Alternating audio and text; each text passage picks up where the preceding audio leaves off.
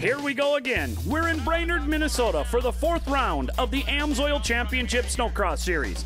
Farron Meeks here along with Paul Mack, and we couldn't be more excited to bring you all the action from this weekend. This is so awesome. We're sitting here at BIR on the racetrack. Look at all the snow we're covering right down the quarter-mile drag strip. There's got to be 5 feet of snow to be at this venue with these bleachers, the stands. You talk about VIP area and seating. Check out the towers, check out the people. Wait till you see what's about to happen here. That's right, Mac, and rumor has it that this could also be Tucker Hibbert's last race of the season before he transitions to motocross.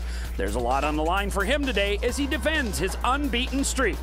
We sent Natalie Kane to speak with Hibbert and many of the other pros to get their insights on this weekend's race.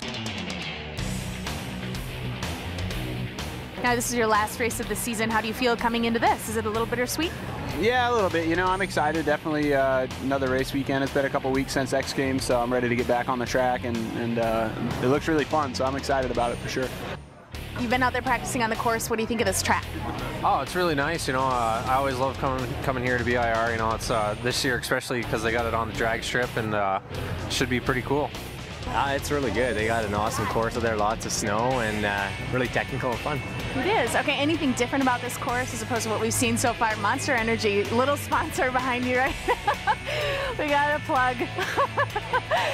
Gavin, who are you here to see this weekend? Levi LaValle. Levi LaValle. Levi LaValle. Everybody's been talking about you lately. What's the deal? Tell us why. No, I think it probably from the double backflip. You know, it was a trick I tried out at X Games, and fortunately I spun it around and I fell off, but I'm still walking, so I'm pumped about it.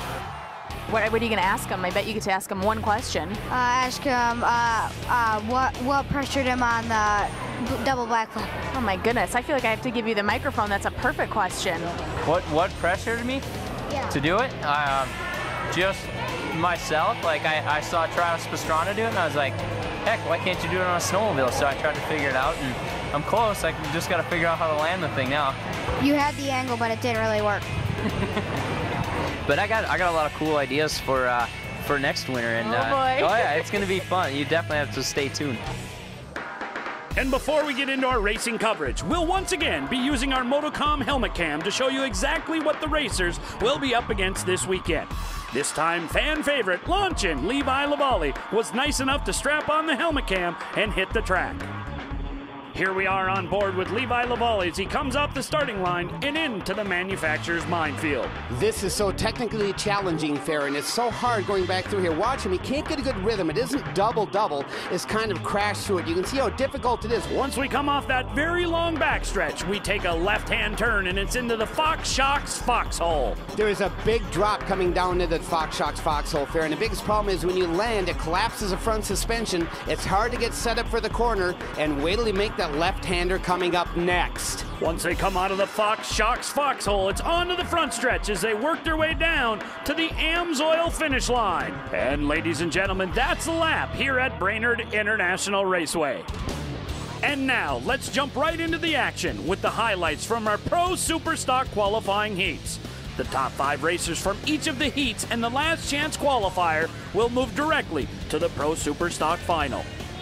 In Pro Superstock Heat 1, Ryan Simons nailed the hole shot on his Arctic Cat, but he was quickly overtaken by a hard-charging Brett Bender.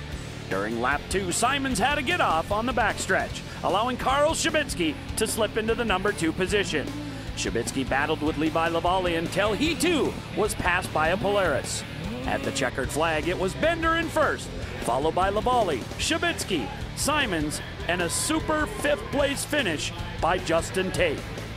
What an impressive run by Simons to let everybody pass him and still work your way back up to 4th. That is unbelievable. If you're slow and smooth, that equates to a faster lap time through that minefield. Anytime you come up and hit one of those bumps, you're only one step away from doing a cartwheel. All right, Brett, first place finish, how do you feel? I'm happy that I stayed on it. I mean, that first section going into the whoops is so rough. All right, what do you think about tonight? Hopefully I can do the same thing. That was awesome. Hopefully you'll see me up on the box later. Now on to Pro Stock Heat 2. seconds after the green flag dropped, DJ Ekstrom flew off his sled as the racers bunched together off the start. These starts are so critical in Brainerd. You get a big bottleneck that forms right before you get to the minefield. The problem is you play the chicken game. Who's going to brake first? Who's going to brake last? And then you have the problem of too much speed coming into the rhythm section. Remember I said slow and smooth is definitely faster here. Once the dust settled, to no one's surprise, T-Train Tucker Hibbert had the lead. Behind him, Matt Pichet and Garth Kaufman battled for second, while Brett Turcotte held on to the fourth place spot. The top 4 spots all belonged to Articat.